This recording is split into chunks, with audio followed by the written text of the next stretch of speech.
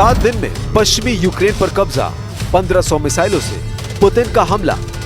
पिछले 105 घंटों से जिस तरह के भीषण हमले यूक्रेन पर रूसी सेना कर रही है, उसने दुनिया के टॉप वॉर एक्सपर्ट्स को हैरान कर दिया है। कुछ खबरों में दावा किया गया है कि अगले 7 दिन पूरे यूक्रेन पर बहुत भारी साबित होने जा रहे हैं। यूक्रेन पर हमले को लेकर जो सबसे बड़ी खबर है वो ये है कि रूस ने पूर्वी दक्षिणी यूक्रेन के साथ साथ अब पश्चिमी यूक्रेन पर कब्जा करने का मिशन शुरू कर दिया है। हम आपको दिखाने जा रहे हैं कि क्या है पुतिन का नोवोरोसिया प्लान, जो पूरी तरह से एक्टिव हो चुका है।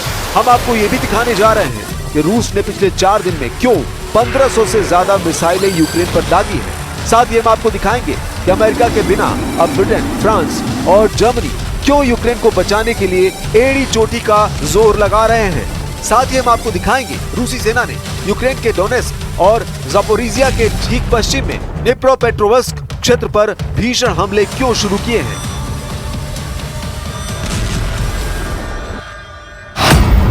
डिनिप्रोपेट्रोव्स्क पर रूस का हमला, पश्चिमी यूक्रेन में भीषण तबाही।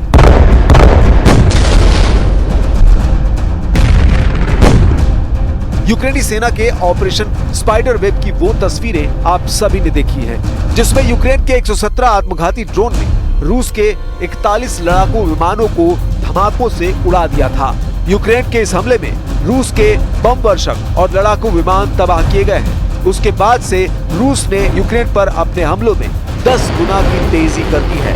खार्किव, डोनेस्क, ज़पोरिज़िया के साथ साथ राजधानी कीव पर रूस के हमलों ने ज़ेलेंस्की के होश उड़ा दिए हैं। हैरानी की बात तो यह है कि यूक्रेन के पास मौजूद यूरोप और अमेरिका के एयर डिफेंस सिस्टम रूसी हमलों को रोकने में नाकाम साबित हो रहे हैं। रूस ने पश्चिमी यूक्रेन पर भीषण हमले शुरू कर दिए हैं, जिसमें सबसे बड़ा और भीषण हमला पश्चिमी यूक्रेन के डिनिप्रोपेट्रोव्स्क पर हुआ है। डोनेस्क और ज़पोरिज़िया के ठीक पश्चिम में डिनिप्रोपेट्रोव्स्क क्षेत्र पर रूसी हमले और कब्जे की कोशिश शुरू हो गई है। रूस के इस नए घातक हमले से दक्षिण पूर्व से कीव के लिए गंभीर खतरा पैदा हो गया है। रूस के रक्षा मंत्रालय ने कहा है कि रूसी सैनिक यूक्रेन के डिनिप्रोपेट्रोव्स्क क्षेत्र में आगे बढ़ गए हैं। रूसी रक्षा मंत्रालय ने तो यहाँ तक दावा किया है कि उसकी सेंटर फोर्सेस ग्रुप के 90वें टैंक डिवीजन की इकाइयां डोनेस्क पीपल रिपब्लिक की पश्चिमी सीमा तक पहुंच गई हैं और डिनिप्रोपेट्रोव्स्क क्षेत्र में तेजी से कब्जा कर रही है। ओपन सोर्स इंटेलिजेंस यानी OSINT ने रूसी बढ़त की तस्वीरें जारी की हैं। रूसी टीवी से जुड़े व्लादिमीर सोलोवियोव का दावा है कि रूसी सेना मई में डिनिप्रोपेट्रोव्स्क में प्रवेश कर चुकी थी, यानी रूस कहीं न कहीं पश्चिमी यूक्रेन पर भी कब्जा करने लगा है। Все, что происходит в рамках специальной военной операции, все, что делается нашими военными ежедневно, это и есть ответ на действия киевского режима, который сейчас уже приобрел все характеристики террористического режима. А что касается конкретно ночных ударов, то если вы внимательно читали заявление Министерства обороны России, там написано, что в ответ на террористические акты киевского режима. यूक्रेन भी रूस के बेहद खौफनाक हवाई हमलों से कांप रहा है।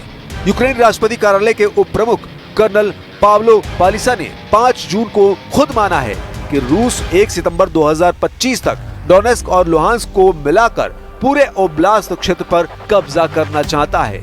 इसके साथ ही उसका मकसद 2025 के अंत तक उत्तरी यूक्रेनी रूसी सीमा पर एक बफर जोन बनाने की है। रूस ने 8 से 9 जून की रात को यूक्रेन पर कुल 499 ड्रोन और मिसाइलें दागी। कुर्स्क और प्रिमोर्स्को अख्तरस्क में रूस ने यूक्रेन पर 479 शाही ड्रोन से हमले किए हैं। इतने प्रकार के हमलावर यूएवी और विभिन्न नकली ड्रोन रूस के ताम्बोव ओब्लास्ट से 4 K-47 M2 केंजल एरो बैलिस्टिक मिसाइलों से यूक्रेनी इलाकों पर हमले हुए हैं। वहीं रूस के सेराटो ओब्लास्ट से 10 K-101 क्रूज मिसाइलों से यूक्रेन पर खूनी हमले हुए हैं। काला सागर के ऊपर हवाई क्षेत्र से 3 K-22 क्रूज मिसाइलें यूक्रेन की तरफ लॉन्च की गई हैं, जिससे भारी नुकसान हुआ है। इसके अलावा एक K-35 क्रूज मिसाइल से यूक्रेनी इलाकों पर हमले हुए हैं। इधर खबर है कि रूस ने यूक्रेन के रिवने ओब्लास्ट में डब्नो एयरबेस पर हमला किया है। डब्नो एयरबेस पर हमला करने में रूस ने K-101 क्रूज मिसाइलों, बैलिस्टिक मिसाइलों और ड्रोन का इस्तेमाल किया है। डब्नो एयरबेस पर बड़ी संख्या में पश्चिमी देशों के हथियार भरे पड़े हैं। दावा तो यहाँ तक किया गया है कि यूक्रेनी F-16 लड़ाकू विमान भी रूसी हमले के वक्त वहाँ मौजूद थे। Зараз в Харкові надають допомогу людям, які були поранені російськими бомбами. Це був жорстокий удар по місту просто посеред дня. І фактично всю цю добу вони б'ють по нашому місту Харків. Минулої ночі по Харкову був масований удар дронів, тепер авіабомби. Десятки людей за добу постраждали. На жаль, є загиблі.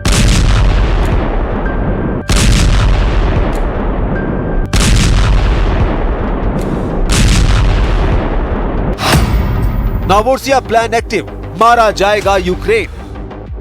डोनाल्ड ट्रंप ने राष्ट्रपति बनने के बाद 1 महीने में यूक्रेन युद्ध खत्म करने का दावा किया था। अब उनके राष्ट्रपति बने हुए 4.5 महीने से ज्यादा समय बीत चुके हैं। ट्रंप अब रूस को धमका रहे हैं, लेकिन ट्रंप भूल जाते हैं कि सामने व्लादिमीर पुतिन है। ऐसे में सवाल उठ रहे हैं कि व्लादिमीर पुतिन का अंतिम लक्ष्य क्या है। यूक्रेन के एक वरिष्ठ अधिकारी चेतावनी दे रहे हैं कि पुतिन का इरादा जल्द रुकने का नहीं है। युद्ध कम से कम 2 और सालों तक जारी रह सकता है। यूक्रेन के अधिकारियों और पश्चिमी खुफिया एजेंसियों का मानना है कि व्लादिमीर पुतिन का असली लक्ष्य अभी सामने आना बाकी है। उनका शक है कि पुतिन सिर्फ 5 यूक्रेनी क्षेत्र oblast, Donetsk, Kherson, Kharkiv, Zaporizhzhia, Luhansk तक रुकने वाले नहीं हैं।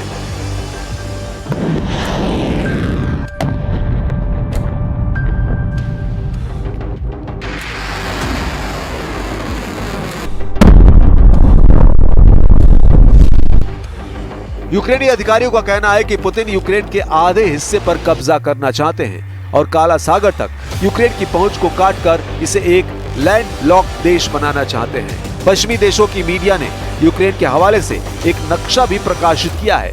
इस नक्शे के मुताबिक रूस यूक्रेनी क्षेत्र में करीब 2,22,700 अतिरिक्त वर्ग किलोमीटर पर कब्जा करने और 2026 के अंत तक कुल 3,36,300 वर्ग किलोमीटर पर कब्जा करने का इरादा रखता है। यूक्रेन का कुल क्षेत्रफल लगभग 6,03,500 वर्ग किलोमीटर है, यानी रूस यूक्रेन को 2 भागों में विभाजित कर देना चाहता है। अगर ये जानकारी सही है तो इसका मतलब है कि रूस ने नीपर नदी के पूर्व में पूरे यूक्रेन पर कब्जा करने के अपने शुरुआती युद्ध लक्ष्यों से थोड़ा भी पीछे नहीं हटा है।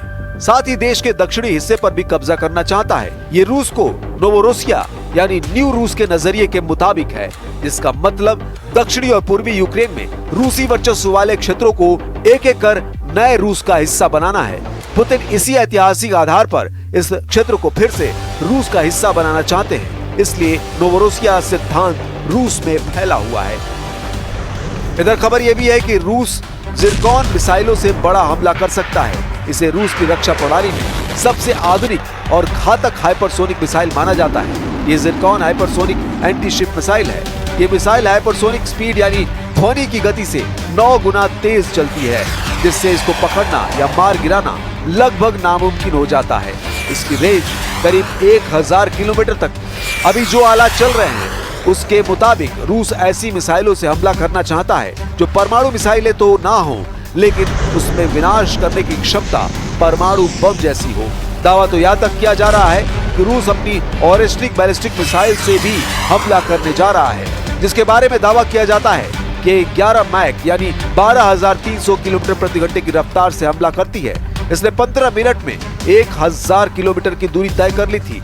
ऑरेस्टिक मिसाइल में 6 वॉरहेड्स होते हैं, जिनमें से प्रत्येक में 6 हथियार और विस्फोटक भी होते हैं। रूस की ऑरेस्टिक बैलिस्टिक मिसाइल के बारे में दावा किया जाता है कि इसका तापमान सूरज की सतह के बराबर पहुंच जाता है जब ये अपने लक्ष्य को तबाह करती है। अब ऐसे हालात में यूक्रेन पर अगर इन मिसाइलों से हमला हुआ तो दुनिया का कोई एयर डिफेंस सिस्टम यूक्रेन को बचा नहीं पाएगा।